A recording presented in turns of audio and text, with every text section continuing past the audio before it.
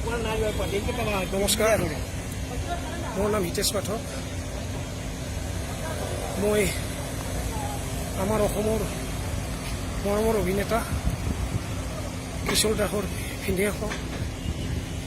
আজি বৰ দুখিত, আপোনালোকে অসমবাসী ৰাইজে গমে পাইছে কিশোৰৰ আজি মৃত্যু হৈছে। মই এতিয়া বৰ্তমান চেন্নাই এপ'ল' হস্পিটেলত আছোঁ।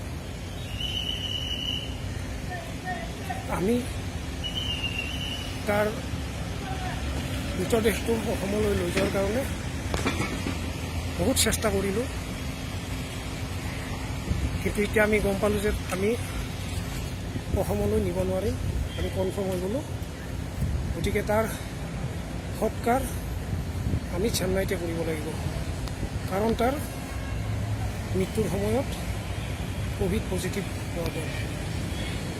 গতিকে অসমৰ ৰাইজক বা অসমবাসী ৰাইজৰ ওপৰত ক্ষমা বিচাৰোঁ, কাৰণ আমি যিখিনি পাৰিছোঁ চেষ্টা কৰিছিলোঁ, কিন্তু নহ'ল।